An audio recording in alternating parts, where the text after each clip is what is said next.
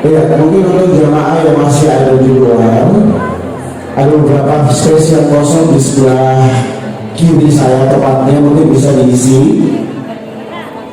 Silakan dari luar, panitia bisa mengarahkan beberapa jamaah yang masih ada di luar untuk ikhwan, untuk laki-laki bisa berada di sebelah kiri. Sampai di zoomnya tuh, ya, di sisi sebelah kiri baru ini masih kosong, masih bisa diisi oleh jamaah dari luar. Ya, bapak-bapak yang ada di luar mungkin yang ingin masuk ke dalam, yang ingin lebih dekat bersama Ustadz kita, silakan bisa langsung mengarah ke sebelah kiri. Panitia bisa mengarahkan ke sebelah kiri, di sini masih banyak yang kosong.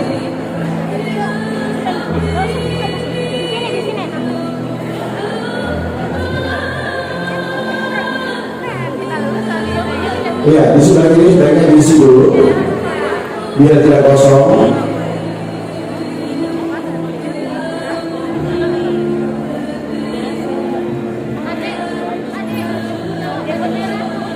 Masih tinggi itu. Bos ini aja, bos.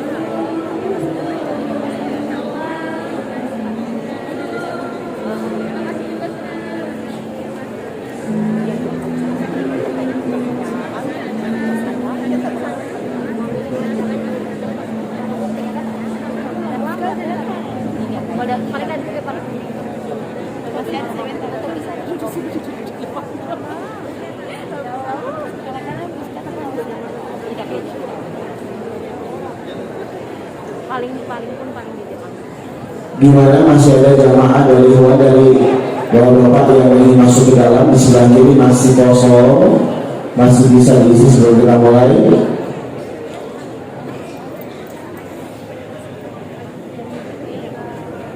Jamaah sudah bisa kita mulai acara pagi Insya Allah ya, kita minta tertibnya acara berjalan dengan baik dan tentunya kita bisa mengikuti kegiatan pagi hari ini bersama Wali Kota Bau dan Ustadz kita Profesor Dr. Haji Abdul Somad yang tentunya akan memberikan sebuah dakwah dan tanggung jawab. Karena itu mungkin saya masih mengundang jamaah ikhwan, bapak-bapak yang masih masuk dalam, kami persilakan, kami tidak bisa mengarahkannya.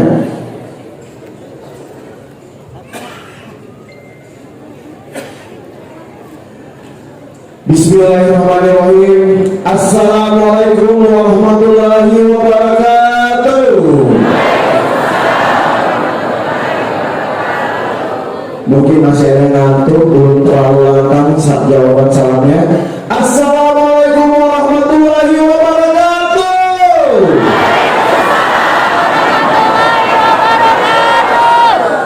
Terima kasih.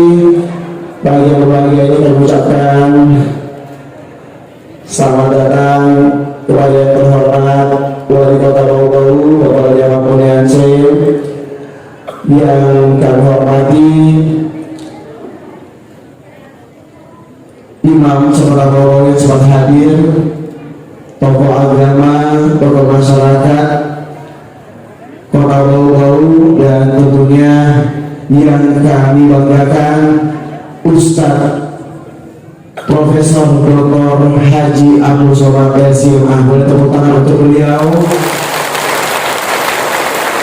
Alhamdulillah, ini adalah kegiatan dari rangkaian tabligh akbar bersama Ustadz Profesor Dr. Haji Abdul Somad LCMA di Kota Bau. Setelah semalam kita mendengarkan dakwah bersama beliau di Masjid Agung Kota Bau.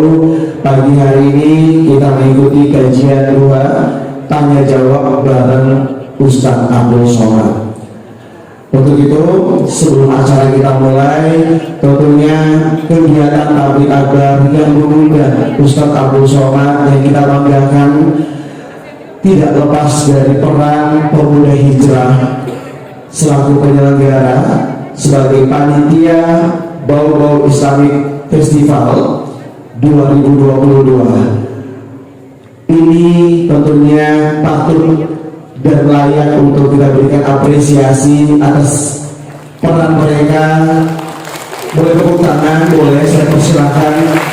Alhamdulillah, mungkin kita semua sudah menantikan kapan kita bisa melihat secara langsung, kapan kita bisa menyaksikan secara langsung dakwah dan bertemu dengan Ustadz Abdul Somad yang biasa kita saksikan di YouTube, di televisi, dan alhamdulillah berkat pemuda hijrah dari panitia Bau Islamic Festival 2022, hari ini kita sudah bisa menyaksikan langsung gagahnya Ustadz kita Bapak Profesor Dr. Haji Abdul Somad LCMA yang akan berada di tengah-tengah kita pagi hari ini untuk bersama dalam kajian duha tanya jawab bareng Ustadz Abdul Somad. Karena itu, sebagai bentuk apresiasi dari pemerintah Kota Bau, kami mengundang perwakilan dari panitia Bau Islamic Festival untuk mengambil tempat mendapatkan penghargaan dari pemerintah Kota Bau yang langsung diberikan oleh Wali Kota Bau Bapak Lori Ahmad Munianse. Kepada panitia kami persilakan untuk bisa mengambil tempat ke depan lagi, gak usah terlalu di pinggir ya. Baik, kita boleh tepuk tangan dong untuk penghargaan ini. Semoga peran pemuda hijrah Kota Bau, panitia Bau Islamic Festival terus dapat menggalakkan kegiatan-kegiatan amal, kegiatan-kegiatan ibadah yang tentunya dapat membanggakan untuk kita semua masyarakat Kota Bau. Terima kasih Bapak Wali Kota Bau. Selanjutnya juga tentunya mohon izin kami akan memberikan plakat untuk Ustadz kita Bapak Profesor Dr. Haji Abdul Somad SMA atas kesediaannya hadir di Kota Bau-Bau yang akan diberikan oleh panitia Bau-Bau Islamic Festival kepada Ustadz. Mohon izin Bapak Ustadz Abdul Somad, kami persilakan untuk dapat menerima plakat penghargaan sebagai ucapan terima kasih. Takbir!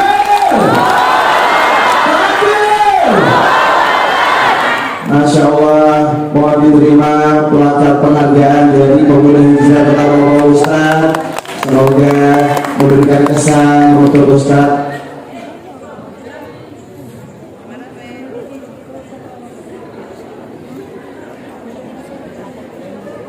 Ya, mohon izin Pak Ustaz, kami minta kesediaannya lagi untuk tetap berada di depan.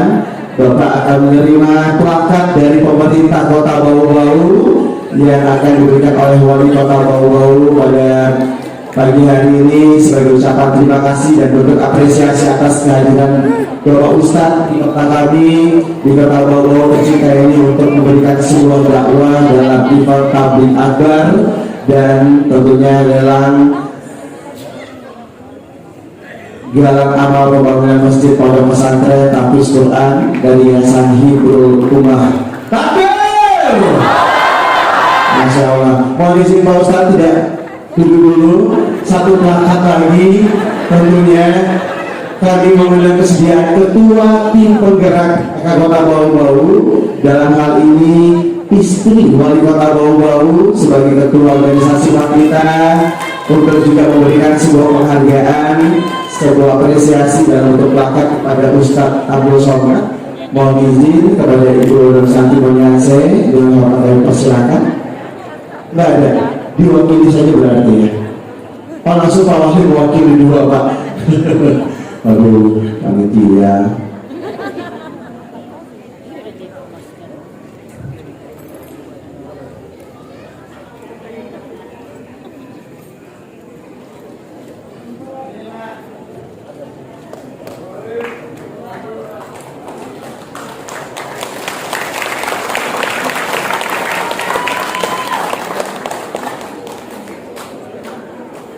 Terima kasih Pak Ustadz, terima kasih Wali Kota Bau-Bau. Selanjutnya kami persilakan Pak Ustadz.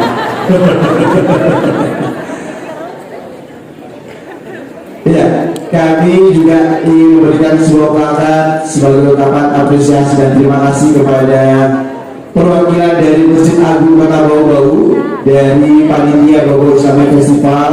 Mohon izin kepada Bapak Ustadz Jamal SAG mewakili Masjid Agung Kota Bau-Bau untuk dapat menerima apresiasi plakat sebagai tempat pelaksanaan kegiatan tabligh akbar yang berlangsung semalam.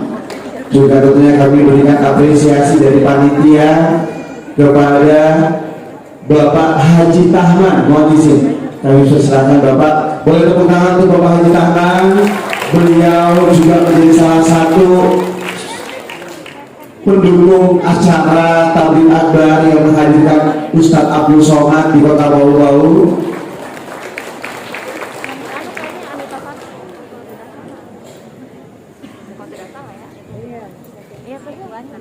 Ada lagi panitia? Cukup ya? Baik. Gimana kita lanjut jamaah? Lanjut, saya minta kita takbir dulu semua ya. Takbir! Alhamdulillah, pagi hari ini kita kembali menyaksikan kehadiran Ustadz Abdul Somad di tengah-tengah kita, tentunya dalam kajian 2 tanya jawab bareng Ustadz Abdul Somad. Karena itu langsung saja kami persilakan beliau, Bapak Ustadz Abdul Somad, untuk dapat memandu acara kajian duha dan tanya jawab bareng Ustaz. Terima kasih, silakan. Tepuk tangan dulu jamaah.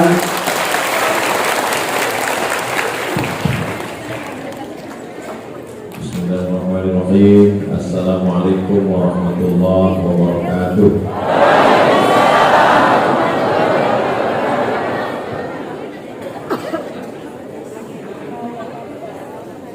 Alhamdulillah wassalatu wassalamu ala Rasulillah wa ala alihi wa sahbihi wa man tabi'ahu wa wala. Ya, sama-sama kita hormati Bapak Wali Kota Bau-Bau beserta rombongan, para alim ulama, tokoh masyarakat, hadirin hadirat, jamaah semuanya, insya Allah dimuliakan Allah Subhanahu wa Ta'ala. Amin. Ya, Amin Allahumma. saya senang sekali pagi ini dibawa jalan-jalan ke 500 tahun yang lalu, Masjid Kesultanan Buton. Sampai di dalam saya dijelaskan Ustadz Somad, ini kayu-kayu ini tidak ada lantainya, sengaja disusun sedemikian rupa. Filosofinya adalah bahwa ini seperti tulang rangka manusia dan jumlahnya semua 313 sebanyak tulang sendi yang ada pada diri manusia. Jadi penuh dengan filosofi. Sebelum masuk ke dalam, saya melihat ada gentong isinya air, bahwa siapapun orangnya kalau dia masuk masjid, dia mesti suci. Dia suci dengan berwudu, dia basuh mukanya, tangannya, kepala dia usap, telinga, kaki dia siram, dia bersihkan hati, pakaian, tempat, lalu dia datang menghadap Allah Subhanahu wa Ta'ala. Lalu kemudian semua perangkat pengurus masjid jumlahnya 20 orang. 20 itu adalah simbol dari sifat 20 yang disusun dalam akidah Ahlus Sunnah wal Jamaah, wujud, qidam, baqa, mukhalafatul hawadisi, yamu bi nafsi wahdaniyah, qudrat, iradat, ilmu, hayat, sama, basar, kalam. Sebelum sampai ke masjid yang megah di atas puncak, turun ke bawah kita akan melihat pemandangan yang begitu indah, maka kita mesti melewati dulu benteng yang pernah masuk dalam Guinness Book of Record, benteng terbesar di dunia. Sampai hari ini satu kecamatan. Saya pernah juga dibawa ke benteng, tapi tinggal puing-puingnya. Hari ini bentengnya masih utuh. Bagaimana 500 tahun yang lalu manusia-manusia bisa membangun benteng begitu kokoh. Hari ini saja orang meletakkan batu pertama sekaligus batu terakhir. Ini bisa dibangun tembok sebesar ini. Kira-kira jadi orang Bau-Bau, jadi orang Kepulauan Buton bangga atau tidak? Saya bangga, akan saya ceritakan kepada anak cucu saya. Aku sudah sampai ke Bau-Bau di Kepulauan Buton, Kesultanan Buton. Mereka tidak hanya dapat dunia, tapi juga mereka dapat akhirat.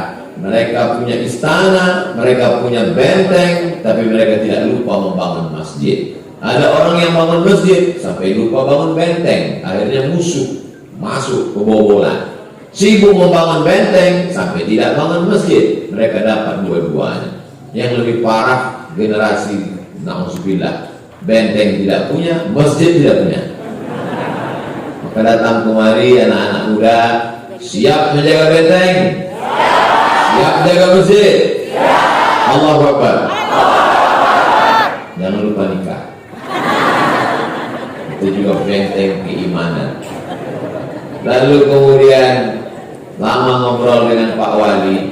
Banyak konflik terjadi ketika raja meninggal, terjadi perebutan. Kata anak yang berhak, kata adik, kakak, keluarga, saudara kandung berhak. Itu tidak terjadi di Kesultanan Buton. Kenapa? Karena mereka punya satu majelis yang bermusyawarah untuk mengangkat sultan. Artinya apa? Persis ajaran Islam, ada yang disebut dengan ahlul halli wal aqli. Ada kelompok masyarakat yang memilih, yang bermusyawarah berdasarkan firman Allah, wa amruhum syura bainahum. Orang beriman memutuskan perkara dengan musyawarah. Artinya apa? Orang barat, kerajaan Prancis, kerajaan Inggris, kerajaan Belanda masih mengangkat berdasarkan monarki keturunan. Tapi apa yang dilakukan di Kepulauan Buton, di Kesultanan Buton, mereka jauh lebih maju cara berpikirnya daripada yang ada di Eropa. Allahu Akbar. Apa yang membuat cara berpikir itu maju? karena di sini adalah tempat persinggahan orang yang datang dari kerajaan-kerajaan tua, dari Jazirah Arab, dari Yaman, dari Irak, maupun pecahan kerajaan timur yang pernah besar, dari berbagai macam peradaban itu. Akhirnya mereka kolaborasi bersama melahirkan sebuah kekuasaan. Dan Masya Allah tabarakallah, begitu dakwah Islam datang, mereka tidak sombong, mereka tidak angkuh. Lebih dulu kerajaannya, baru datang Islam. Ketika para da'i datang, mereka tidak menolak, mereka tidak membunuh, mereka menerima. Mereka jauh lebih baik daripada penduduk Taif yang melempar Nabi dengan batu. Yang datang ke Kepulauan Buton bukan Nabi Muhammad SAW. Yang datang adalah pewaris para nabi, al-ulama warasatul anbiya, dan mereka bersyahadat satu pulau, satu negeri mereka menerima dakwah Islam. Sehingga kalau sudah disebut orang Buton, dapat dipastikan bahwa mereka adalah Muslim, dan mereka menerima dakwah asyhadu an la ilaha illallah wa asyhadu anna Muhammadan Rasulullah. Apa yang saya jelaskan ini untuk mengingatkan anak muda, jangan terlena dengan masa lalu, karena kita punya masa depan. Siapa yang tak pernah punya masa lalu? Lalu untuk apa Ustaz ceritakan masa lalu ini? Alakamru'un lam ya'rif qadrahu. Orang celaka adalah orang yang tidak tahu siapa jati dirinya. Setiap anak Buton, dia mesti bisa bercerita bahwa kami adalah orang-orang yang punya peradaban, kami punya benteng, kami punya kesultanan, kami punya hukum, kami punya masjid, kami punya kebanggaan. Sampaikan itu ke anak cucu. Yang bisa menulis buku, tulis buku. Belum bisa nulis di buku, update status. Update status sudah ditulis, belum tersebar, isi paket. Menulislah supaya orang di masa akan datang tahu bahwa kau pernah hidup di masa lalu. Masa lalu itu mereka, masa depan itu kamu. Pada kesempatan ini saya diminta untuk menjawab beberapa pertanyaan. Assalamualaikum warahmatullahi wabarakatuh. Waalaikumsalam warahmatullahi wabarakatuh. Semoga Ustaz dan keluarga dirahmati Allah. Amin ya rabbal alamin. Mau tahu nih, tahlil kan mengingat kematian, betul. Haul juga mengingat kematian, betul. Tapi khusus para habaib, pertanyaannya, apa hukum keduanya? Apakah keduanya sama? Tahlil diambil dari la ilaha illallah. Namanya tahlil, la ilaha illallah, la ilaha illallah, la ilaha illallah. Itu namanya tahlil. Haul diambil dari hala yahulu haulan. Haul artinya 1 tahun. Makanya membayar zakat mesti ada nisab, berat minimal 85 gram emas, mesti ada haul, artinya sudah dipegang selama 1 tahun. Ada haul, ada nisab. Haul Habib Ali Zainal Abidin itu berarti sudah 1 tahun. Haul yang ke-25 berarti sudah 25 tahun. Apa bedanya dengan tahlil? Sama, isinya sama. Bedanya haul biasanya para habib, ulama besar, dan dalam haul itu biasanya dibacakan manaqib atau biografi. Kalau orang biasa, apa yang mau dibacakan? Dia tidak punya biografi. Lahir, minum kopi, meninggal. Tidak sempat punya sejarah dalam hidupnya. Tapi bukan berarti dia tidak mulia di hadapan Allah. Ini hanya penggunaan istilah. Namanya beda, tapi isinya sama. Biasanya isinya apa? Biasanya isinya 5. Yang pertama, baca Quran. Yang kedua, tahlil, la ilaha illallah.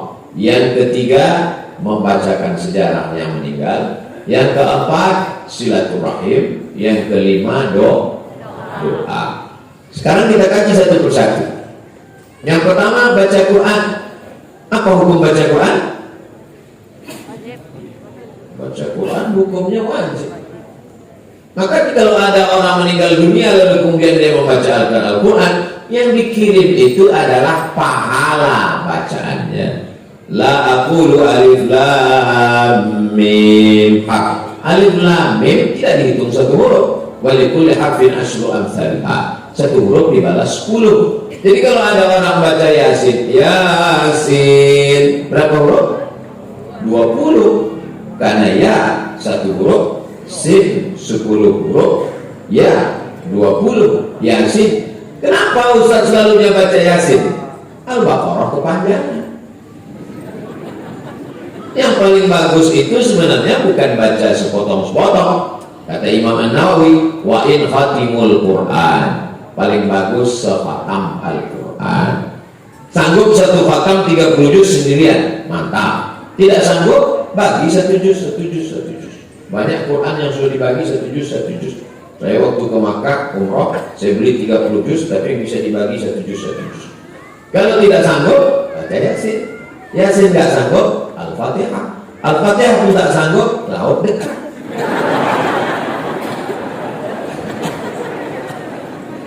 Al-Quran pahalanya dikirimkan. Ya Allah, sampaikanlah pahala bacaan kami kepada Habib, kepada Kiai, kepada Tuan Guru, kepada... Kalau Abdul Somad meninggal, Bapak Ibu di Buton mau bacakan Al-Fatihah? Mantap. Yang kedua adalah tahlil. La ilaha illallah, la ilaha illallah, la ilaha illallah. Membacakan tahlil sampai. Dalilnya, ketika Nabi lewat di makam, Nabi ambil pelepah korma, Nabi belah, Nabi tusukkan ke makam. Kenapa ini ya Rasulullah? Sebab semua pohon-pohonan bertasbih. Maka pelepah korma dibelah, ditusukkan ke makam, pahalanya sampai. Itu perbuatan Nabi. Kalau tasbih pelepah korma saja sampai, apalagi tahlil orang beriman. Tasbih, tahmid, takbir, afdalul dzikri la ilaha illallah. Maka la ilaha illallah sampai. Apakah semua pohon-pohon ini bertasbih? Ya. Ada pohon yang tidak bertasbih? Ada. Pohon mana yang tidak bertasbih? Ini pohon plastik. Yang ketiga adalah apa yang disebut dengan sedekah makanan. Biasanya di dalam majelis itu ada makanan. Orang biasanya tidak mau makan makanan waktu tahlil itu, khawatir itu adalah harta warisan yang belum dibagi. Karena begitu sedetik orang meninggal, hartanya berubah menjadi harta milik ahli waris. Maka anaknya ngasih kata sambutan, wahai masyarakat Buton yang saya hormati, ini makanan yang dihidang ini adalah itu dari saya sebagai anak, bukan warisan bapak saya yang belum dibagi. Apa kalian tidak tahu bahwa saya ini kaya? Makanya mesti ada kata sambutan supaya masyarakat yang ragu-ragu jangan sampai dia tidak mau makan. Apa dalilnya sedekah itu sampai? Ummi matat, mak saya meninggal. Apa atasodak wanha? Kalau saya sedekah, apakah pahalanya sampai? Kata Nabi, tasodak, sedekah. Itu menunjukkan pahalanya sampai. Ayu sedekah itu afdal. Apa sedekah yang paling afdal? Kata Nabi, sakful ma, memberi air minum. Kalau air minum saja sampai, apalagi lapar-lapar.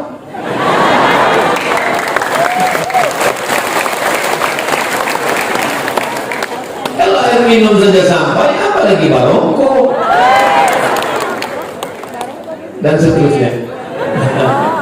Lalu kemudian yang kelima adalah di situ ada namanya silaturahim. Kita mungkin jarang ketemu, tapi begitu ada orang meninggal, ada haul, ada tahlil, kita ketemu. Oh, masih hidup. Oh, selama ini lama nggak ketemu kita. Iya Pak, mohon maaf, saya hutang kemarin belum sanggup. Oh, saya udah lupa. Jadi Bapak maafkan, saya ingat lagi sekarang. Yang kelima di dalamnya ada doa. Doa tidak ada ikhtilaf bahwa doa sampai.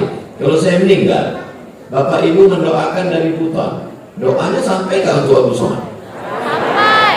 Iza matal insan, kalau manusia mati, in qata'a amalu, amalnya putus, illa min salasin, kecuali dari 3, shadaqatin jariyah, sedekah jariyah, wa ilmin yuntafa'u bi, ilmu yang bermanfaat, waladin salihin yad'ulah, anak yang soleh. Sekarang saya tanya, apakah doa Bapak Ibu sampai ke saya?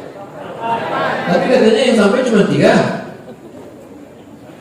Sekarang saya tanya, apakah doa Bapak Ibu sampai ke Abdul Somad? sampai cuma 3. Pak Ustadz kasih ilmu. Maksud dari hadis ini, orang yang meninggal itu nggak bisa beramal lagi. Sebelum meninggal dia sholat duha. Setelah meninggal, kalau dia sholat duha kita lari. Maksudnya amal orang yang meninggal itu putus, tapi ada amal dia yang masih tetap ngalir. Dia bangun masjid, sultan bangun masjid. Tadi saya sholat di masjid, pahalanya nyampe ke sultan. Membangun masjid ini amal sultan kan? Ya. Kemudian ilmu yuntafa'u bih, ada ustaz ngajar. Setelah ngajar dia meninggal, ajarannya diamalkan muridnya sampai atau tak sampai? Itu amal dia. Yang ketiga anak itu amal kita atau tidak? Amal kita. Nggak paham Pak Ustaz. Anakmu itu amalmu, karena kau beramal lah maka istrimu hamil. Paham? Itu maksudnya orang yang meninggal itu amalnya putus. Adapun bapak ibu yang masih hidup, amal bapak ibu nggak putus. Jadi banyak orang nggak paham. Kamu kenapa nggak datang tahlilan? Sudah putus. Apanya yang putus? Nggak tahu, pokoknya putus. Maka mesti dijelaskan. Yang putus itu amal orang meninggal. Adapun orang hidup, amalnya tetap ngalir pada orang yang meninggal. Mana contohnya? Sholat jenazah. Sholat jenazah itu orang hidup atau orang mati? Orang hidup. Dikirim untuk orang mati. Kalau gitu ngalir apa enggak? Jadi nanti kalau ada orang di hutan menyatakan sudah putus, berarti jenazahnya nggak usah disolatkan. Pas ditanya, kenapa nggak kau sholatkan? Udah putus, Beb. Paham? Hadisnya sahih, tapi banyak orang nggak sahih memahami hadis ini. Diajak tahlil, nggak mau. Kenapa nggak mau doakan? Putus. Apa yang putus? Dia tanya.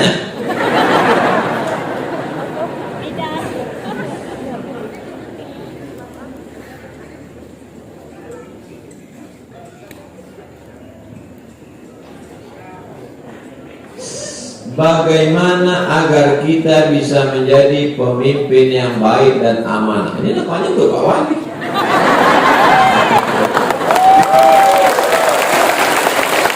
Karena jabatan dan kuasa adalah ujian.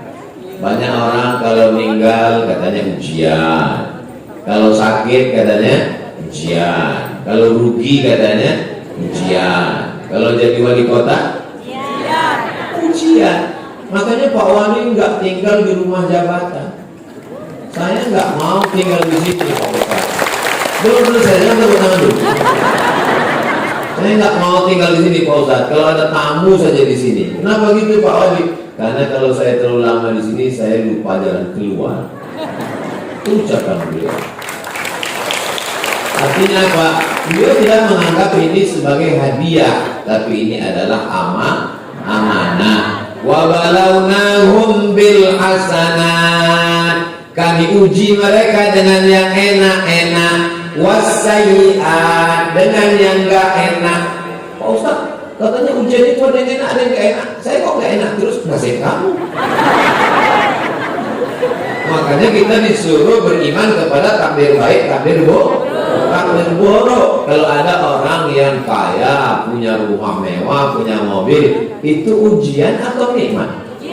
Ujian. Dia sanggup gak bersyukur pada Allah. Kalau ada orang kebetulan miskin, susah, melarat, belum lahir bapak meninggal, pas lahir emak meninggal, itu ujian. Disuruh supaya bersabar. Kalau dapat nikmat syukur, kalau dapat yang tidak enak bersabar. Adapun orang yang diberikan jabatan, pakailah jabatan itu untuk menolong agama Allah. Sultan-sultan kesultanan Buton diberikan Allah jabatan, dibangunnya benteng supaya Belanda tidak bisa menyerang, dibangunnya masjid supaya akidah kuat, diaturnya sistem syura supaya setelah meninggal tidak meninggalkan konflik orang kelahi rebutan kekuasaan. Akhirnya negeri aman dan damai, pahala mengalir. Buton baldatun thayyibatun wa rabbun ghafur. Anak-anak muda ini mudah-mudahan ada yang jadi gubernur, ada yang jadi presiden.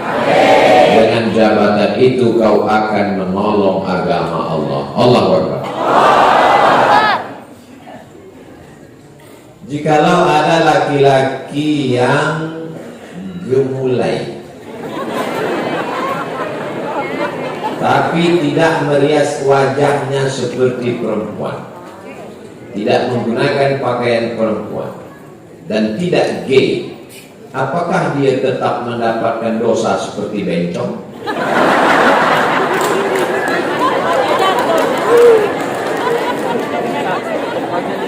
La'anallahul mutasyabbihin minar rijal bin nisa. Allah melaknat laki-laki yang menyerupai perempuan. Ada langkah sebelum, ada langkah setelah. Pada zaman Nabi ada seorang laki-laki memakai henna. Henna daun pacar. Kalau kami di Riau namanya daun inai. Kalau di Buton daun apa namanya? Rangga. Itu ditumbuk, biasanya dipakai untuk menikah. Di zaman Nabi itu untuk perempuan, laki-laki nggak pakai. Lalu kemudian di zaman Nabi ada laki-laki yang memakai, dibawa ke Rasulullah. Kata Rasulullah, asingkan dia ke satu tempat bernama Naqi, tempat pemakaman Baqi, tempat pengasingan Naqi. Asingkan. Karena ini bisa menular. Itu lemah gemulai itu kalau kita berteman lama-lama bisa menular. Maka dia mesti diasingkan, dia mesti dikarantina. Tapi jangan satukan dengan karantina COVID. Tapi kalau dia sudah sampai pada tingkat melakukan hubungan homoseksual, maka ada hukuman yang jelas. Man wajadtumuhu ya'malu amala qaumi Lut. Kalau kamu dapati ada orang yang tertangkap melakukan perbuatan umat Nabi Lot, nama kampungnya Sadum, perbuatannya disebut dengan perbuatan orang Sadum. Maaf, itulah dia Sodom. Perbuatan orang Sadum, Sodom. Maka dinaikkan bagian kerak bumi ke atas, yang atas turun ke bawah. Ja'alna 'aliyaha safilaha. Kami jadikan bagian atas turun ke bawah, yang bawah naik ke atas. Amtarna alaihim, kami hujani mereka bihijaratin, dengan batu, min sijilin mamdud, dari api yang terbakar. Akhirnya mereka pun mati bergelimpangan. Salah satu contohnya adalah kaum-kaum homo yang membeku jadi batu di Pompei.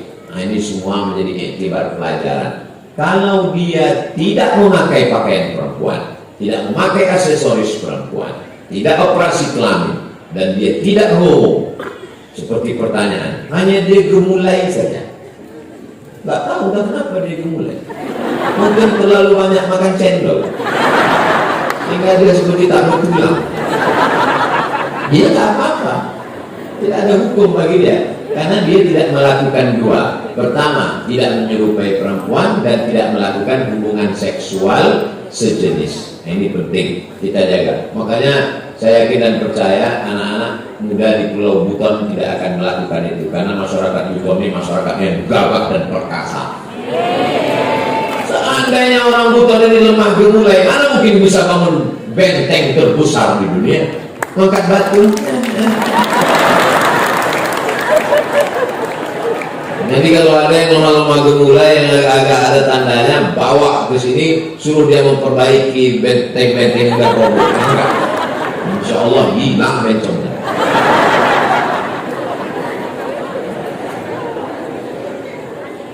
Bagaimana hukumnya anak angkat yang tidak tahu asal usulnya mau menikah?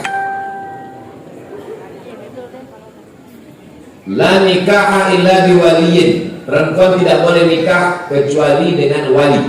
Walinya pertama ayah. Kalau nggak ada ayahnya kakek. Kalau tidak ada kakeknya paman, adik ayah. Kalau tidak abang ayah. Kalau tidak adik ayah laki-laki. Kalau tidak ada juga berarti saudara laki-laki. Yang pertama ayah, yang kedua kakek, yang ketiga abang laki-laki, yang keempat adik laki-laki, yang kelima abang ayah laki-laki, yang keenam adik ayah laki-laki. Kalau tidak ada walinya, Dia ditemukan Pak Imam pulang dari masjid, tiba-tiba depan rumah ada kardus. Dikasih namanya binti kardus. Maka waktu nikah walinya adalah fasultanu waliyun man la waliyalah. Maka yang menikahkannya adalah sultan. Sultan Kesultanan Buton.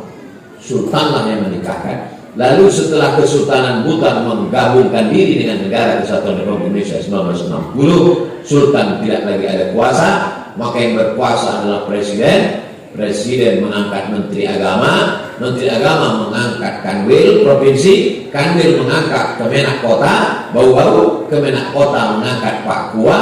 Itulah makanya yang menikahkan itu adalah Pak Kua. Maka tidak ada di Indonesia ini Bu Kua, karena Kua perempuan tidak bisa menikahkan. Paham?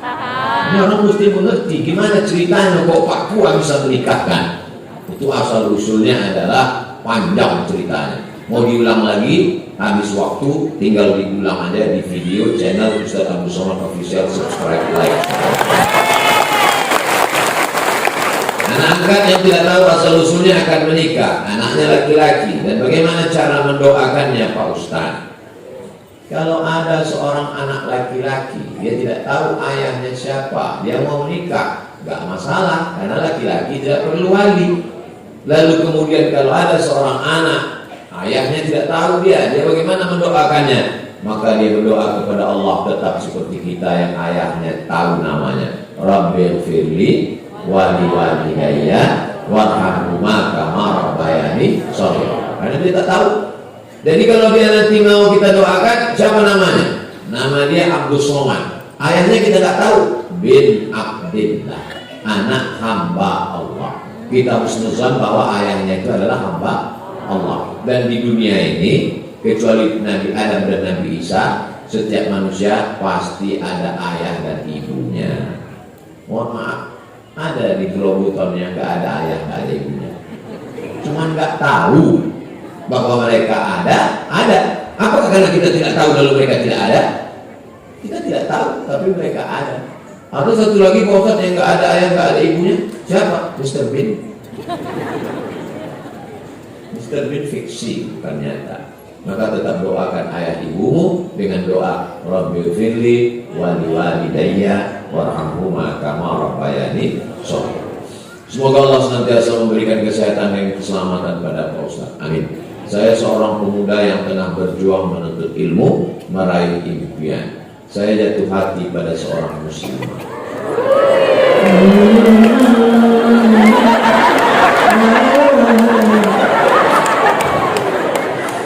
Dan sadar kami memahami perasaan satu sama lain. So sweet. Tapi tidak pacaran. Apa namanya? Tapi tidak pacaran sebelum itu menjadi halal. Ustaz, saat ini telah memberikan isyarat untuk segera menghalalkannya. Namun saya rasa bahwa saya harus mempersiapkan segalanya terlebih dulu untuk memastikan kesejahteraan demi masa depan. Apa yang baiknya saya lakukan Pak Ustaz? Kerja.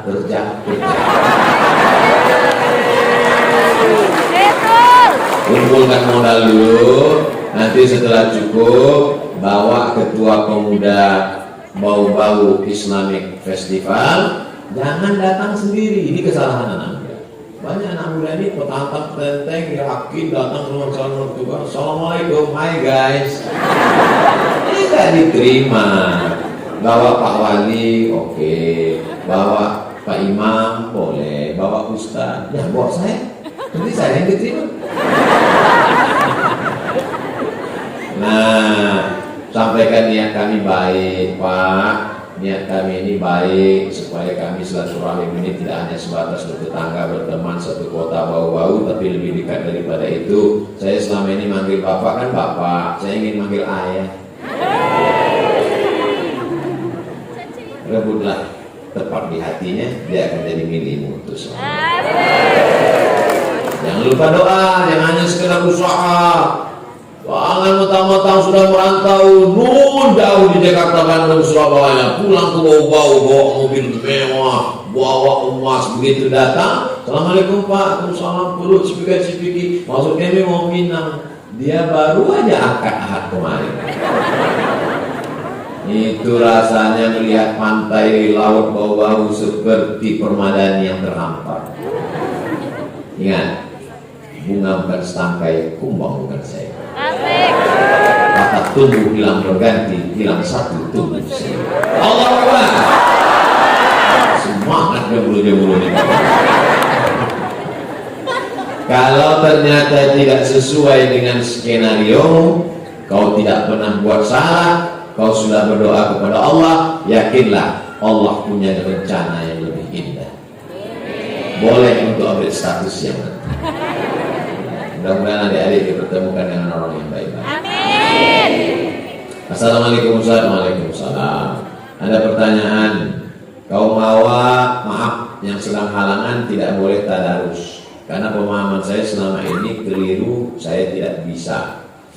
Perempuan yang sedang halangan, menurut 4 mazhab paling tua Imam Hanafi, nomor 2 Imam Maliki, nomor 3 Imam Syafi'i, nomor 4 Imam Hambali, maka dia tidak boleh baca Quran kecuali 2. Yang pertama, guru. Jadi kalau ada adik-adik, ibu-ibu yang jadi guru di sekolah, kebetulan mata pelajaran tajwid atau Al-Quran, tafsir, dia boleh ngajar tapi bacanya putus-putus.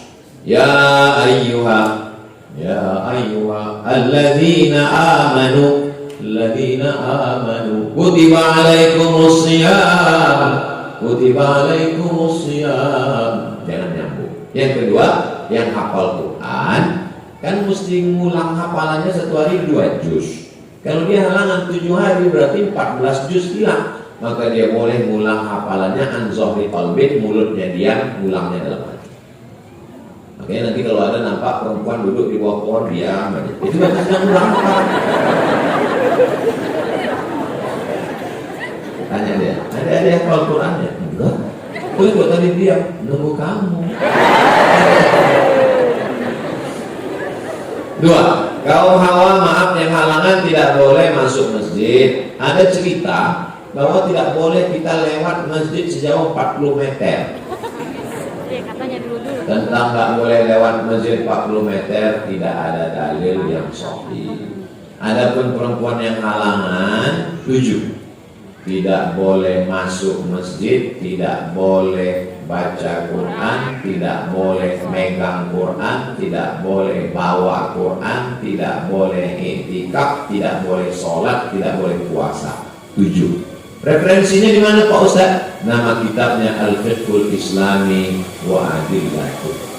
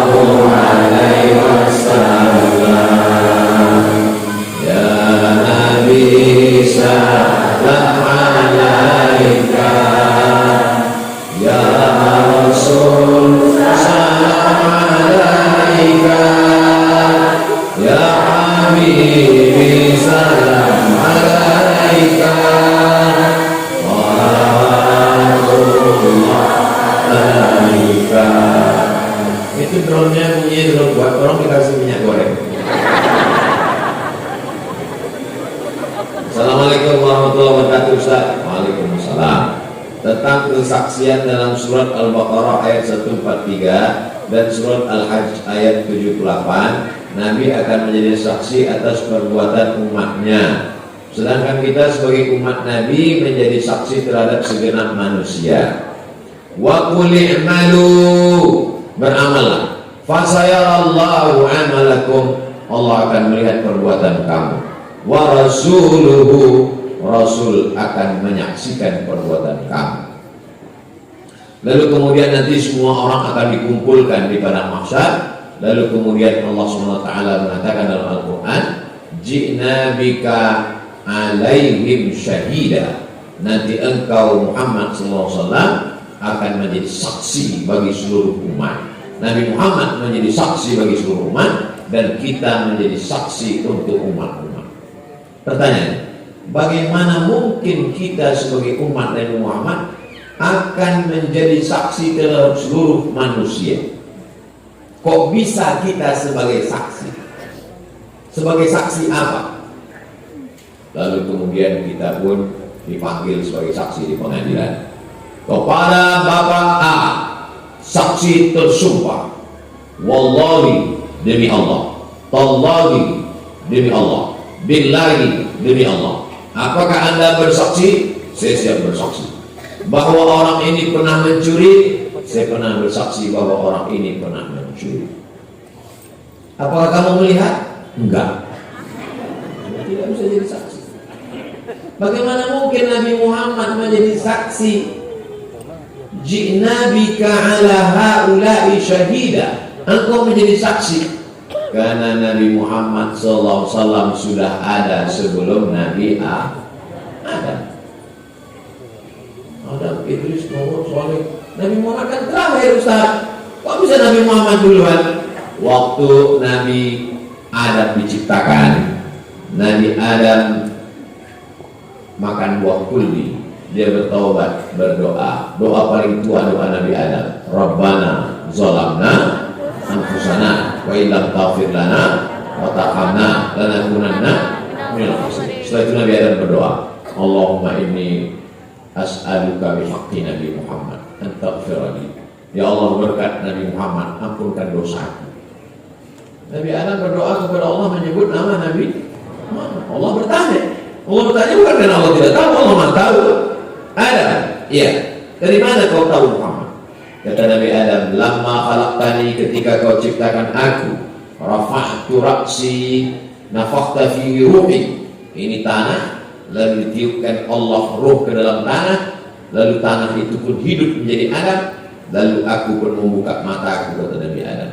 Ketika aku buka mataku, tertulis di tiang arsy Allah, di sampingnya ada kata Muhammad. Aku tidak tahu Muhammad itu siapa, tapi aku yakin namanya bisa bersanding dengan namamu ya Allah. Pasti dia nama makhlukmu yang paling kau cipta. Jadi Nabi Muhammad SAW akan menjadi saksi terhadap nabi-nabi yang lain, bahwa nabi-nabi itu sudah melaksanakan tugasnya. Itu dalil bahwa Nabi Muhammad akan menjadi saksi. Nah, bagaimana dengan kita? Kita ini kan datang di akhir zaman. Kok bisa-bisanya kita nanti akan menjadi saksi? Sebab kitab yang terakhir diturunkan ke kita warisi dari Nabi Muhammad SAW adalah edisi terakhir dari Zabur, Taurat, Injil. Kalau di dalam kitab sebelumnya hanya ada kisah-kisah, pujian-pujian dan doa-doa, maka di dalam Al-Quran ada kisah, ada pujian, ada doa, ada hukum. Wa tammat kalimatu rabbika sidqa. Al-yawma akmaltu lakum dinakum wa atmamtu alaikum ni'mati wa raditu lakumul Islam dina. Maka walaupun kita datang terakhir, tapi yang pertama masuk surga adalah umat Nabi Muhammad SAW. Kitab yang paling sempurna dan umur yang paling panjang. Walaupun umur umat Nabi Nuh meninggal 950 tahun. Bayangkan itu, kalau sekarang berapa kali ganti KTP. Tapi umur kita bisa lebih panjang daripada itu. Dari mana? Setiap 1 tahun dapat 83 tahun. Lailatul Qadri khairum min alf syahr. Jadi kalau 10 tahun dia hidup, maka dapat 830 tahun. Kalau dia hidup 20 tahun, tiap tahun dapat Lailatul Qadar 1660 tahun. Nah, ini kelipatan yang diberikan Allah Subhanahu wa taala. Kita menjadi saksi karena kita yang terakhir, kita bisa melihat, kita disuruh mempersaksikan bahwa umat ini bersaksi tiada Tuhan, la ilaha illallah, Muhammadur Rasulullah. Tapi sesama kita nanti bisa kenal, ini pasti umat Nabi Muhammad. Dari mana kita tahu bahwa ini umat Nabi Muhammad? Wurril muhajjalin, bekas-bekas wuduknya bercahaya, wajahnya bercahaya, tangannya bercahaya, rambutnya bercahaya, telinganya bercahaya, kakinya bercahaya. Nanti pas di padang mahsyar nggak ada pakai seragam Polri. Dari mana kita tahu bahwa ini? Ketika melihat ada nanti bercahaya bekas wudhunya, nah berarti ini semakin lama dia mempertahankan wudhu, wudhunya nggak batal, makin terang cahaya. Nanti tiba-tiba ketemu 5 watt. Ini yang wudhunya cuma Jumat aja. Tiba-tiba ketemu cahayanya terang benderang. Ini adalah satu geng dengan kita. Ini umat Nabi Muhammad SAW. Begitulah Allah memuliakan ini. Tapi nanti ada orang sudah bercahaya dekat dengan Nabi Muhammad. Inilah orang yang banyak bersolawat. Allahumma sholli ala Sayyidina Muhammad. Aqrabu majlisan, orang yang paling dekat majlisnya. Wajahnya bercahaya, lalu kemudian tiba-tiba dia nanti ada tenda. Ada tenda di bawahnya. Semuanya kepanasan, tapi orang ini dapat tenda, dapat akal. Ada baruganya di padang mahsyar. Ini siapa? Inilah umat Nabi Muhammad. Kullun mri'in tahta zilli shadaqati. Orang yang bernaung di bawah sedekah. Jadi yang tadi malam itu ada yang bersedekah sampai 25 juta. 26 juta. Itu 26 juta mungkin baruganya macam inilah pokok. Ada yang 500.000, itu tenda biru plastik. Ada yang 15.000, itu koran. Gak usah kita teruskan, kasihan. Nah, jadi kita ini nanti punya kelebihan-kelebihan. Dan ketika itu nanti yang pertama masuk ke dalam surga adalah umat Nabi Muhammad. Kenapa? Kenapa umat Nabi Muhammad? Karena ketika panas terik di padang mahsyar, doa tahan lagi mereka ngadap ke Nabi Adam. Adam, tolonglah menghadap Allah, kami kepanasan, udah gak tahan ini. Kata Nabi Adam, aku madu sama Allah. Ketika disuruh jangan dekati pohon kuldi, aku malah makan buah kuldi, gak sanggup menghadap Allah. Mereka datang ke Nabi Nuh. Nabi Nuh tolong, kata Nabi Nuh, aku malu. Anakku kan anakku aja naik perahu gak mau. Ya bunayya markab ma'ana. Wahai anakku, mari naik ke atas perahu. Anaknya Kan'an gak mau. Aku malu kepada Allah. Mereka datang kepada Nabi Musa, mereka datang kepada Nabi Ibrahim, mereka datang kepada Nabi Isa. Kata Nabi Isa, aku malu. Setelah aku diangkat, mereka menyembah aku, kata Nabi Isa. Akhirnya mereka datang kepada Sayyidina wa Maulana wa Syafi'ina wa Zufrina wa Qurrati A'yunina Muhammad. Maka dia itu yang disebut dengan syafaat uzma, syafaat paling besar. Maka karena dia yang mampu menghadap Allah, maka umat dialah duluan yang akan masuk ke dalam surga Jannatul Firdaus. Wasiqal ladzina taqaw rabbahum ilal jannati zumara. Mereka akan dibawa masuk ke dalam surga zumara, tidak sendirian, berjamaah.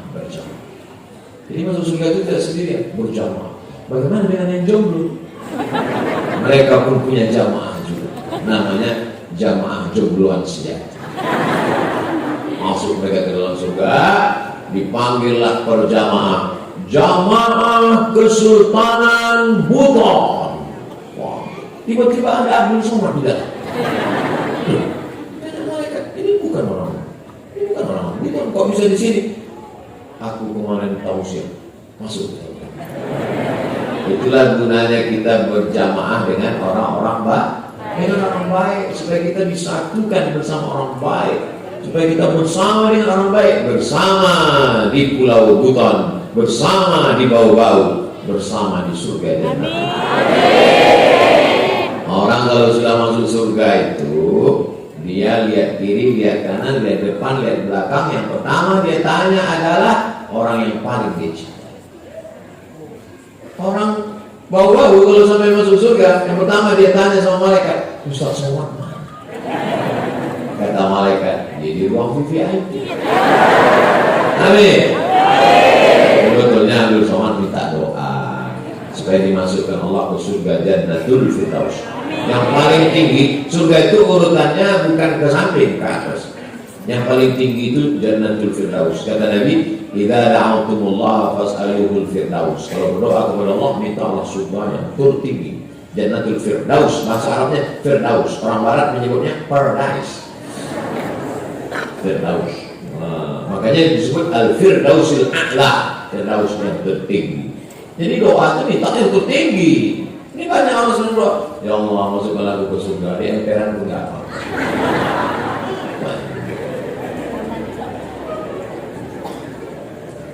Terima kasih kami ucapkan kepada Pak Ustadz beserta rombongan yang sudah mau berkunjung ke Kota Bau-Bau, dan kami minta maaf apabila ini pertanyaan atau kata sambutan. Maaf apabila penyambutan kami terhadap Pak Ustadz di kota kami tidak semeriah di kota-kota lainnya. Meriahnya luar biasa di Kota Bau-Bau. Nama saya tak saya sebutkan nama, menjaga kode etik jurnalistik, hal-hal yang tidak dikehendaki.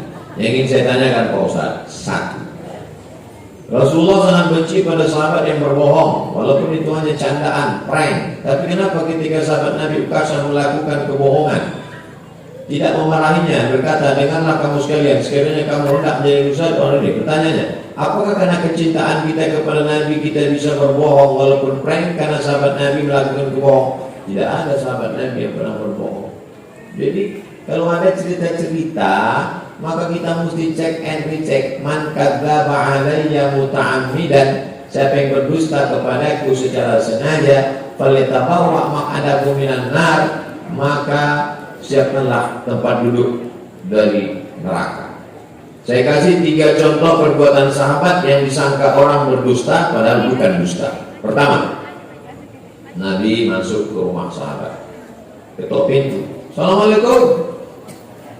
Assalamualaikum. Enggak ada itu. Assalamualaikum 3 kali. Baru dia jawab, Waalaikumsalam. Buka pintu. Kata Nabi, dari tadi kamu ada di situ? Ada. Kenapa enggak jawab dari pertama? Aku mau dapat doamu 3 kali ya Rasulullah. Pertanyaannya, apakah sahabat yang ada di balik pintu itu pembohong? Tidak. Dia mau dapat doa Nabi 3 kali, berarti doanya 9. Assalamualaikum warahmatullahi wabarakatuh. Assalamualaikum warahmatullahi wabarakatuh. Assalamualaikum warahmatullahi wabarakatuh. Boleh bukan? Kita stazana ahadukum thalatha. Kalau kamu minta izin salam 3 kali, falam yu'zan, tidak diizinkan, falyarji, maka pulang. Contoh kedua, datang tamu. Datang tamu, dia bilang ke istrinya, matikan lampu. Matikan lampu, istrinya masak. Begitu masakan datang, masakan ini cuma cukup untuk tamu saja, karena makanan anaknya. Dia sendiri tak ada makan. Diletakkan di ruang tamu, habis itu matikan lampu, lalu dia pura-pura bunyi makan. Besoknya datang menghadap Rasulullah SAW. Apa kata Nabi SAW? Adhakallah, Allah menurunkan rahmat sani'akuma, perbuatan kamu berdua tadi malam. Kelihatannya seperti bohong, pura-pura makan, padahal dia sedang memuliakan tak. Yang ketiga adalah bahwa perbuatan bohong dalam tanda kutip dibenarkan dalam 3 hal. Yang pertama, ketika kita perang, bukan prank, terus perang.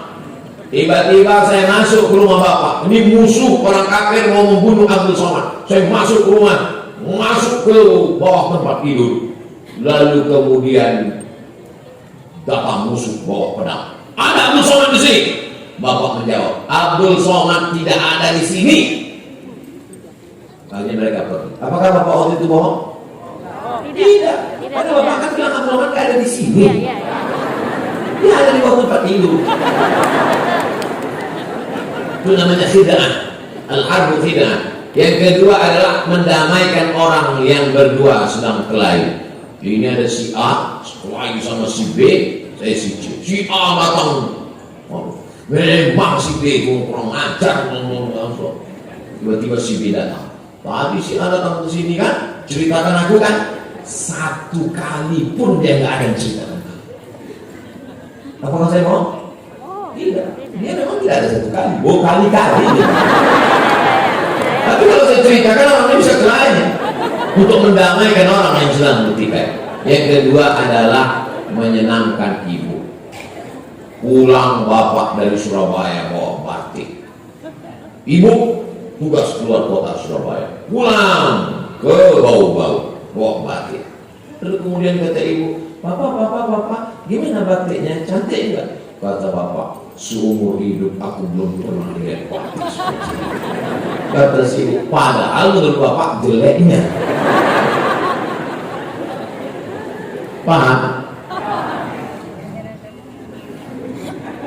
Sahabat Nabi meyakini ketika dia memeluk Nabi karena cintanya maka dia bisa bersama Nabi di surga. Apakah boleh kami selain mencintai Rasulullah juga mencintai ulama? Karena saya ingin memeluk Pak Ustaz. Laki-laki mencium tangan Pak Ustaz seraya memohon barakah dari Allah, meminta doanya semoga anak saya Abu Bakar bin Husain dan Hania menjadi anak yang soleh dan solehah. Riwayat tentang Ukasah masih diperselisihkan. Jadi ceritanya itu ketika Rasul Shallallahu Alaihi Wasallam mengatakan, Man kuntu jalatu lahu zahran, siapa yang pundaknya pernah aku cambuk, siapa yang pundaknya pernah aku cambuk, cambuklah. Balas. Siapa di antara kalian yang pundaknya pernah aku cambuk, cambuk. Sahabat mengatakan, semua sahabat tertunduk. Semua sahabat tertunduk mengatakan, karena mereka tidak, siapa yang sanggup membalas Nabi? Lalu kemudian berdiri satu orang, saya. Oh, sahabat yang lain sudah menyiapkan pedang, pancung kepalanya Rasulullah. Biarkan. Ambilkan cambuk, beri ke dia, biar dia campur saya. Nabi tidak mau dibalas di akhirat, lebih baik dibalas di dunia. Beri dia cambuk, biar dia campur saya. Kata dia, cambuknya mesti cambuk yang pernah kau pakai waktu dicambuk saya, biar sakitnya sama. Cambuknya ada di rumah Sayyidatuna Fatimah. Maka sahabat mengambil cambuk. Nih, silakan cambuk. Kata dia, waktu engkau mencambuk aku, waktu itu aku tidak pakai baju. Maka biar sama, maka Rasul mesti buka baju. Biar jangan kena ke baju juga. Biar langsung ke kulit, biar sakitnya sama. Sahabat udah gerak, jadi kita pancung kepala. Lalu kemudian cambuklah. Begitu sudah mendekat, lalu kemudian dia peluk Rasulullah. Dia peluk tubuh Nabi. Dia ingin, kata dia, kulitku yang hina ini bisa menempel ke kulit Nabi Muhammad SAW. Karena aku tidak yakin, karena aku orang berkulit hitam, aku bukan bangsawan, aku tidak yakin aku bersama. Dalam hadis lain dikatakan Nabi, almar'u ma'aman ahab, orang akan bersama dengan siapa yang dia cintai. Mudah-mudahan kecintaan kita juga akan membuat kita bisa bersama dengan Rasulullah SAW. Tentang status hadis ini masih diikhtilafkan di antara ulama. Ada yang mengatakan ada yang mengatakan tidak. Terlepas dari itu semua, bahwa isinya bercerita tentang cinta dan bagaimana cara dia meraih cinta Rasulullah Sallallahu Alaihi Wasallam. Itu yang dapat saya sampaikan. Ini kertas, ada kertas.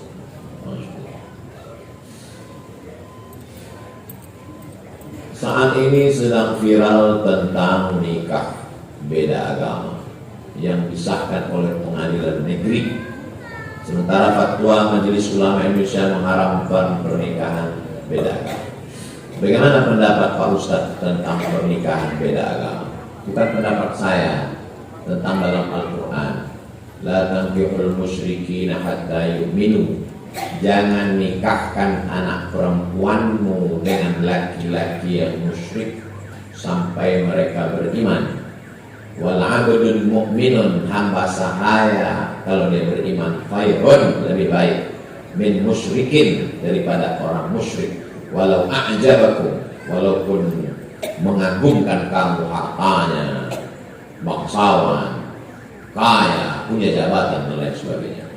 La tunkihul musyrikati hatta yu'min, janganlah hai laki-laki kamu menikahi perempuan yang beda agama. Wala anatun musyrik mu'minatun, perempuan yang berkulit hitam hamba sahaya, khairun min musyrikatin. Wala amatun mu'minatun, perempuan yang hamba sahaya berkulit hitam miskin susah melarat, khairun, lebih baik, min musyrikatin, daripada seorang perempuan yang berbeda agama. Walau a'jabatskum, walaupun dia menarik, menakjubkan bagi kamu. Bapak-bapak, ibu-ibu, jaga anaknya. Kalau sudah nampak bergaul, jangan sampai dia jatuh cinta, nanti dia menjadi melawan. Semua berawal dari percikan-percikan api di lalang yang kering, cepat padam. Siapa itu? Teman saya kuliah mah, beda agama, berteman, hati-hati. Nanti betapa banyak disebabkan oleh pertemanan dan persahabatan. Bergaul, berteman, tak masalah.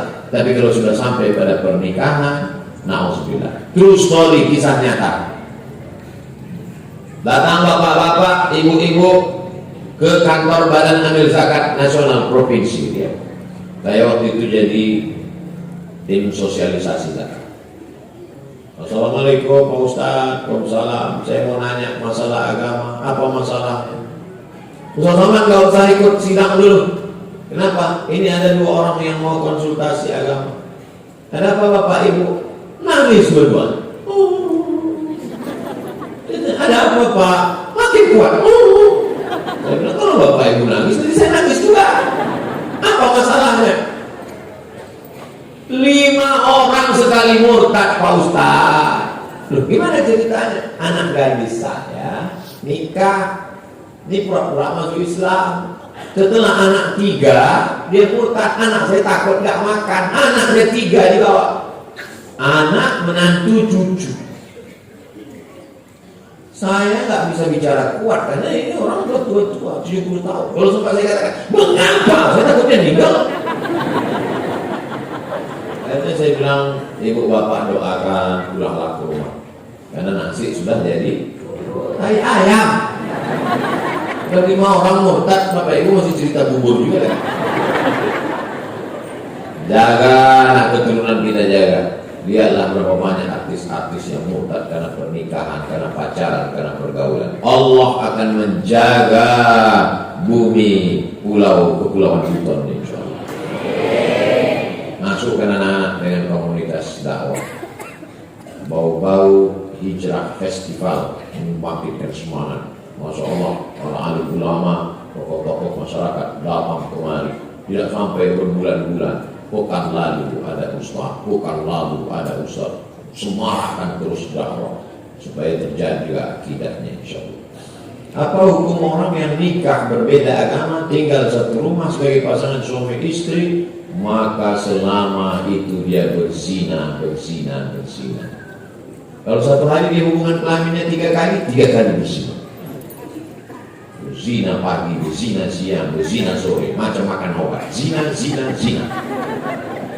Sampai akhirnya dia mati, maka dia mati. Kalau dia tidak murtad, maka dia pelaku dosa besar, neraka jahanam. Kalau sampai dia murtad, maka dia tidak diterima. Wa may yabtaghi ghairal Islam, siapa yang tidak Islam, falan yuqbala minhu, dia tak akan diterima Allah. Wa huwa fil akhirati minal khasirin, di akhirat termasuk orang yang rugi.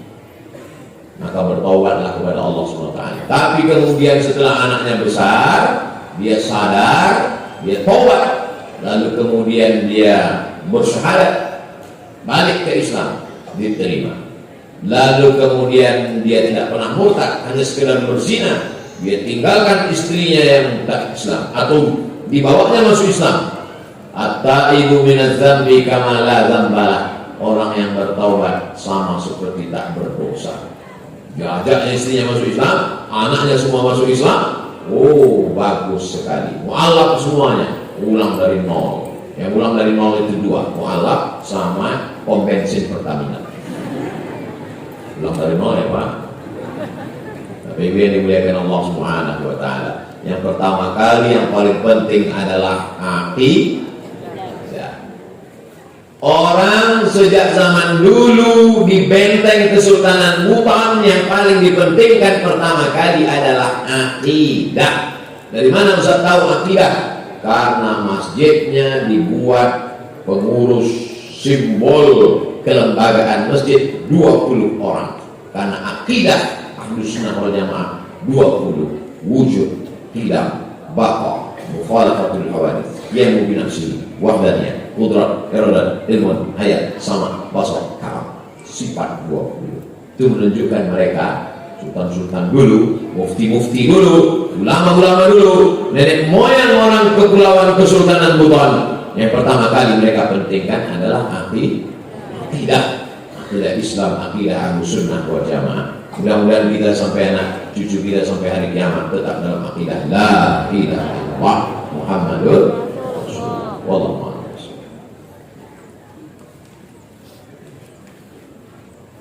Siapa Tuhan yang Maha Esa yang dimaksud oleh uang? Saya lihat dulu uang.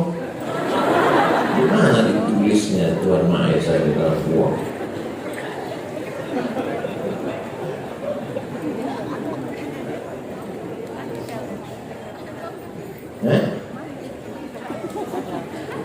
Dengan rahmat Tuhan yang Maha Esa. Siapa yang dimaksudnya di situ? Penjelasan dari Pancasila, sila pertama ketuhanan yang Maha Esa, ada di dalam preambul pembukaan Undang-Undang Dasar 1945 atas berkat rahmat Allah yang Maha Kuasa dan keinginan luhur bangsa Indonesia dengan ini menyatakan kemerdekaannya. Tuhan Maha Esa dalam Pancasila itu penjelasannya adalah Allah dalam pembukaan Undang-Undang Dasar 1945. Dalilnya adalah Qul huwallahu ahad. Jelas? Yang enggak jelas berarti belum sarapan. Jika dia adalah Allah yang Maha Kuasa sebagaimana dalam pembukaan Undang-Undang Dasar 45 dalam hal ini yang ketiga, maka bagaimana mungkin Tuhan dijadikan dasar pengeluaran uang sedangkan dikelola oleh sistem fraksional reserve atau sistem riba oleh bank lalu beredar ke masyarakat mengikuti kontrol sistem tersebut? Bagaimana muslim menggunakan uang tersebut? Begini ceritanya.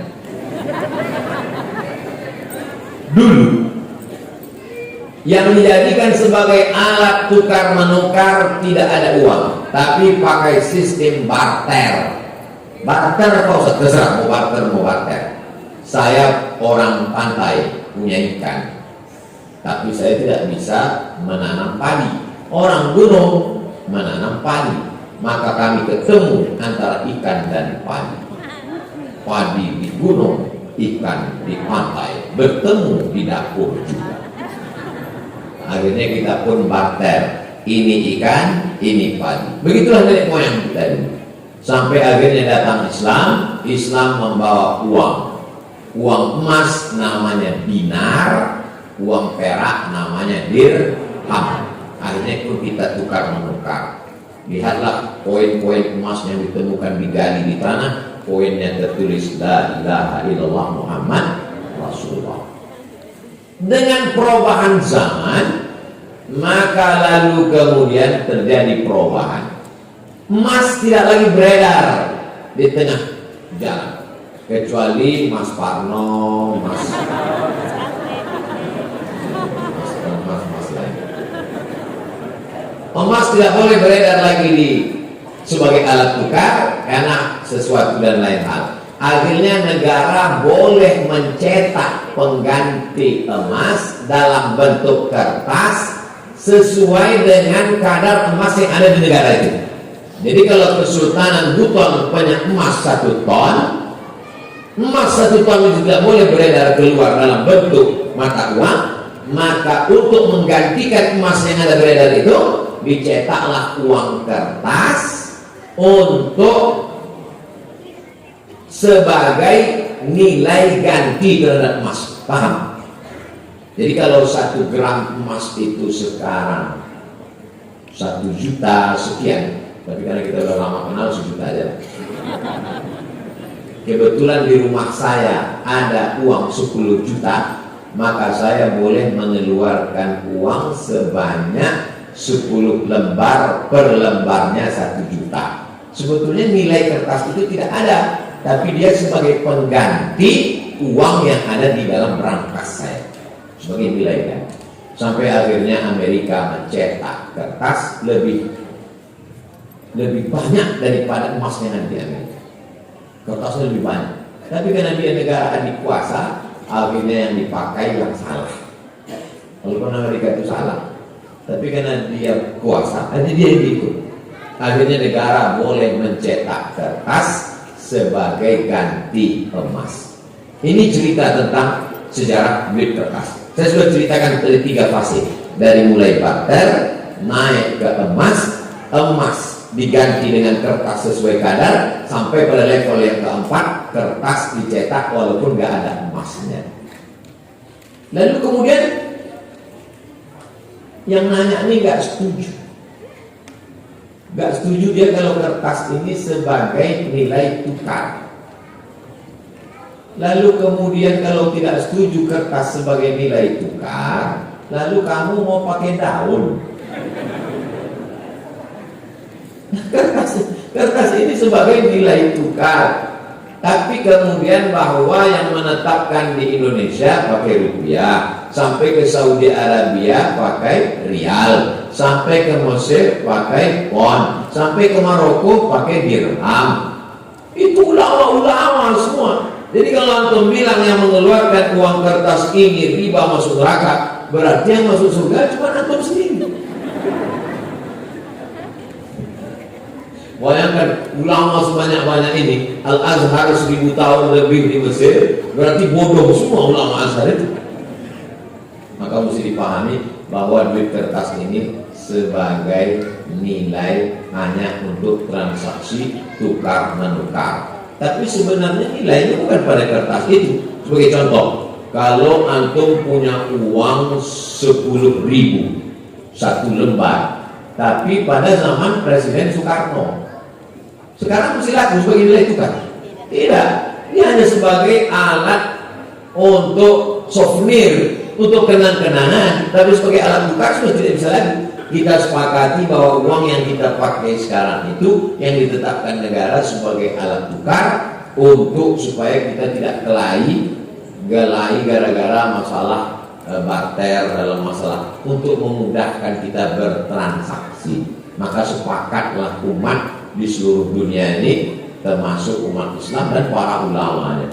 Apa bodoh semua ulama di Saudi Arabia, para alim ulama yang ada di Yaman, Habib Umar bin Hafiz, wali-wali Allah, mereka pakai duit kertas. Nah, ini tentang masalah uang kertas sebagai nilai tukar. Allah malam. Ala hasil niat, untuk niat yang baik-baik, mudah-mudahan uang kertas kita banyak sebagai nilai tukar. Ala hasil niat wa kulli niyatin shalihah. Al-Fatihah. A'udzubillahi minasyaitonir rajim. Bismillahirrahmanirrahim. Alhamdulillahi rabbil alamin. Ar-Rahmanir Rahim. Maliki yaumiddin. Iyyaka na'budu wa iyyaka nasta'in. Ihdinas shiratal mustaqim. Shiratal ladzina an'amta 'alaihim ghairil maghdubi 'alaihim waladdallin. Amin. Allahumma awsil thawaba ma qara'nahu min suratil Fatihah. Sampaikanlah bacaan surat Al-Fatihah ila arwahi salatin mamlakati Buton. Sampaikan bacaan surat Al-Fatihah yang kami baca kepada seluruh sultan-sultan kesultanan Buton. Ila arwahi abaina wa ummahatina wa ajdadina wa jaddatina wa limasyayikhina, ruh bapak ibu kami, datuk nenek moyang kami, para guru-guru kami. Allahumma fir lahum warhamhum wa'afihim wa'fu anhum waj'alil jannata mathwahum. Allahumma ja'al kuburahum rawdatan min riyadil jinan. Jadikan kubur mereka salah satu dari taman-taman surga, ya Allah. La taj'al kuburahum hufratan min hufarin niran. Jangan jadikan kubur mereka salah satu dari lubang neraka, ya Allah. La tada'lana dzamban illa ghafarta. Pulang kami dari majelis ilmu ini dalam keadaan bersih dari dosa-dosa. Waladaina illa qadaita. Tolong kami lepas dari hutang piutang riba. wala mayyitan illa rahimtah, yang meninggal dunia lapangkan kuburnya, wala maridan illa syafaitah, yang sakit-sakit sehatkan, angkat penyakitnya ya Allah. Wala hajatan min hawaijid dunya wal akhirati laka ridha wa lana fiha shalah, segala hajat dunia hajat akhirat baik bagi kami dan Engkau ridha, maka mudahkanlah ya Allah. Rabbana fir lana dzunubana, ampunkan dosa kami, wali walidaina, kedua orang tua kami, waliman dakhala buyutana, orang-orang yang bertamu ke tempat kami dengan niat yang baik ya Allah. Allahumma ja'al hadzal balada baladan amina, jadikan bau-bau, jadikan kepulauan Buton negeri yang aman dan damai, terbuka pintu rezeki dari segala penjuru. Allahumma dafa'anna al-ghala'a wal waba' wal fahsya' wal riba wal zina wal munkar, selamatkan negeri ini dari malapetaka, bencana, riba, zina, narkoba, perbuatan keji dan munkar. Allahumma akhtim lana bi husnil khatimah wa la taqtim alaina bi su'il khatimah. Allahumma ja'al akhir kalamina inda intiha'i ajalina, jadikan akhir kalam kami ketika ajal kami sampai saat malaikat maut mencabut nyawa kami, yang terakhir keluar dari mulut kami la ilaha illallah Muhammadur Rasulullah sallallahu alaihi wasallam. Rabbana atina fid dunya hasanah wa fil akhirati hasanah wa qina adzabannar. Wa sallallahu ala sayyidina Muhammad wa ala alihi wa sahbihi wa sallam, walhamdulillahi rabbil alamin. Taqabbalallahu minkum minna wa minkum taqabbal ya karim. Terima kasih segala perhatian, mohon maaf segala kesilapan dan kekhilafan, jaga kebersihan dan ketertiban. Wassalamualaikum warahmatullahi